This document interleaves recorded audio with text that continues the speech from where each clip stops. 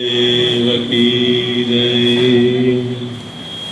सच्चिदानन्दरूपाय विश्वोत्पत्त्यादिहेतवे तापत्रय विनाशाय श्रीकृष्णाय वयं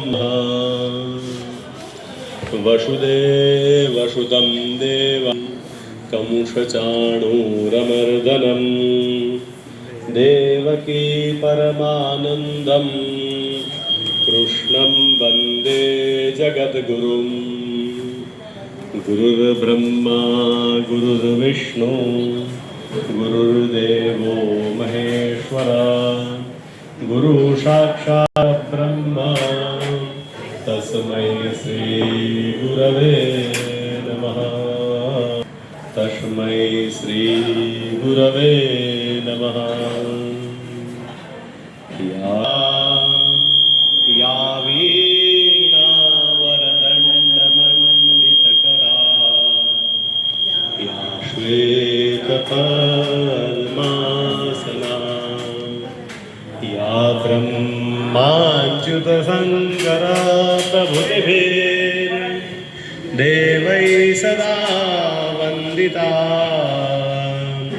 सा मां पातु सरस्वती भगवती निशेषजा।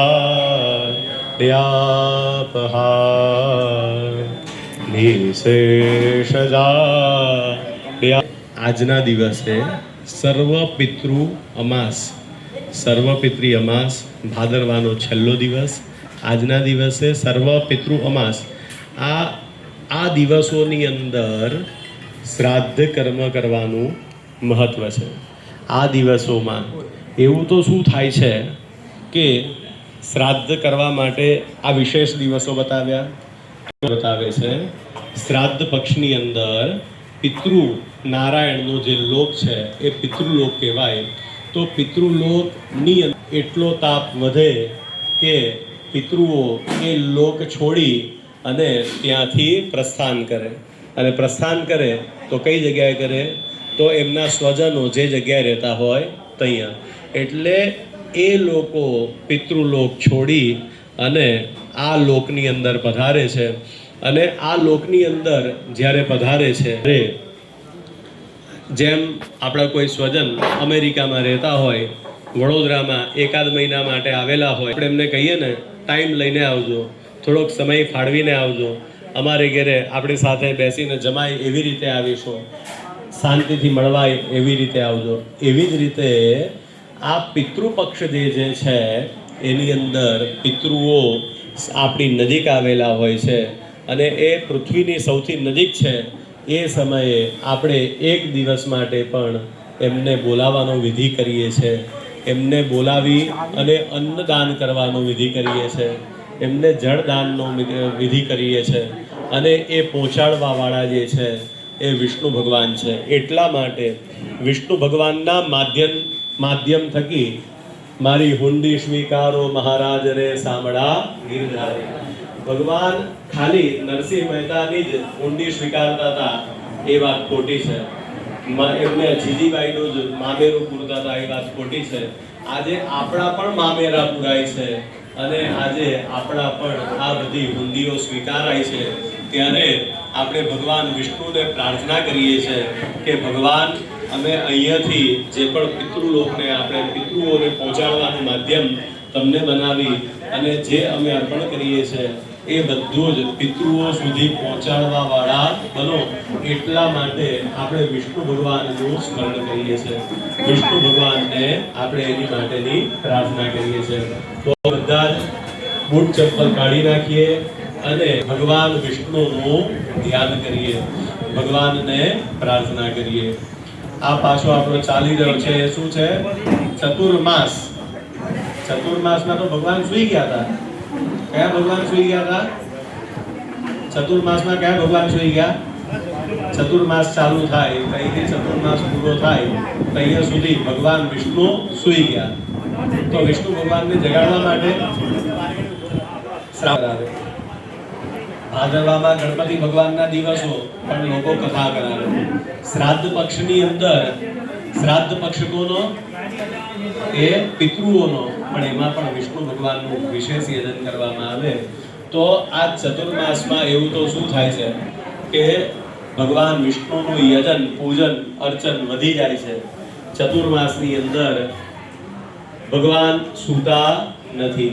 વિષ્ણુ ભગવાન જ્યારે આંખો બંધ કરે તો આ પૃથ્વી પૂરી પ્રલય થઈ જાય, અને વિષ્ણુ ભગવાન જ્યારે આંખો ખોલે ત્યારે પૃથ્વી પાછું નવ ચેતના શરૂ કરે. તો એવા ભગવાન આજમાં સૂઈ જતા નથી. તો ભગવાન સૂતા નથી તો એવું તો શું થાય? ભગવાન એ અમર થઈ ગયા, એટલે એમના સ્પર્શથી ભગવાન આપણે આ અમર થઈ ગયા. તો હવે એટલે માગવાનું કે એટલે આપણા સ્વામીને પાછા માંગીને આવજો. એટલે રક્ષાબંધનનો તહેવાર આવે. લક્ષ્મીજી પણ પૃથ્વીની નજીક આવે, પધારે અને બલીને ભાઈ બનાવે.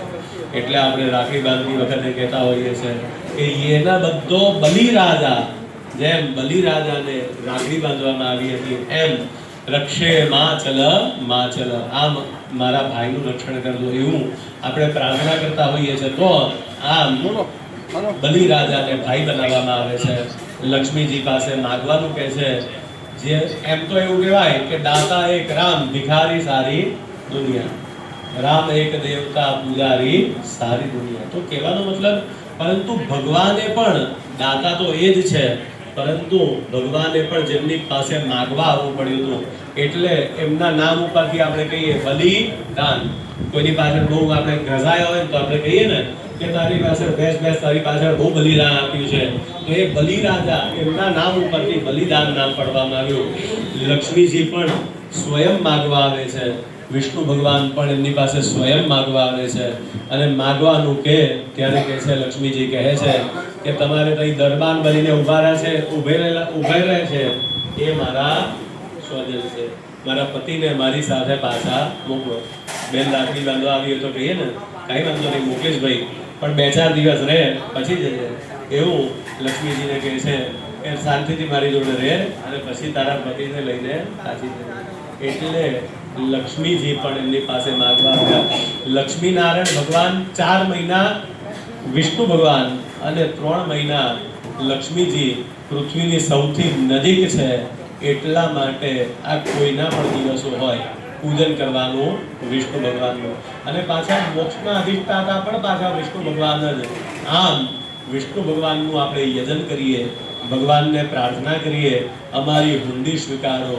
અમારા પિતૃઓની પાછળ અમે જે શ્રાદ્ધ કરી રહ્યા છે, આ તર્પણ કરી રહ્યા છે, આજના દિવસે ઘેરે જઈને ગાય, કૂતરું અને કાગડાનો ભાગ કાઢવાનું પણ મહત્વ છે. ગાયનો ભાગ કાઢવાનો કેમ? 33 કોટી દેવી દેવતાઓને ખવડાવવાનું પુણ્ય પ્રાપ્ત થાય, એટલા માટે ગાયનો ભાગ કાઢવાનો. કૂતરાને ખવડાવવાનું. કૂતરા ખીએ છે આપણે. હવે અંગ્રેજોને જોઈ અને કૂતરાઓ ઘરમાં રાખતા થઈ ગયા. ગાયો ઘરમાં હોતી હતી આપણા, અને કૂતરાઓ શેરીઓમાં રખડતા હતા. અને શેરીવાળા ઘરમાં છે એ શેરીઓમાં જતી રહી. તો પરંતુ કોઈના ઘરે કૂતરા રાખતા હોય એ કૂતરાઓને ખવડાવવાનું મહત્વ નથી. કૂતરાઓને કયા કૂતરાઓને ખવડાવવાનું? તો સ્ટ્રીટ ડોગ જે હોય એ બધાને ખવડાવવાનું મહત્વ છે. કારણ કે સૌથી પહેલા યજ્ઞના દૂતો એમણે જોયા હતા, એટલા માટે કૂતરાઓને પણ ખવડાવવાનું શ્રાદ્ધમાં મહત્વ છે. અને કાકોસી યમદૂતોસી, કાગડો એ યમરાજનો દૂત છે. કાગડાનો પણ કલર કાળો અને યમના દૂતોનો પણ કલર કાળો. આમ કાગડો એ યમરાજનો દૂત છે. અને આપણી બધી વનસ્પતિઓને જીવતી રાખવી હશે તો કાગડાઓને ખવડાવવાનું, કાગડાઓને જીવતા રાખવાનું વિશેષ મહત્વ છે. આ સમયે કાગડી જે હોય છે એ ઈંડા આપે છે અને એને અન્નની ખૂબ જરૂર પડે છે અને વધારે જવું ના પડે એટલા માટે આ દિવસોમાં શોધીને કાગડાઓને પણ ખવડાવવાનું મહત્વ છે.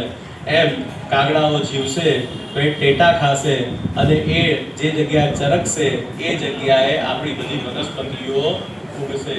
એટલા માટે કાગડાઓને પણ ખવડાવવાનું મહત્વ છે. તો સૌથી પહેલું આપણે વિષ્ણુ ભગવાનનું ધ્યાન કરીએ.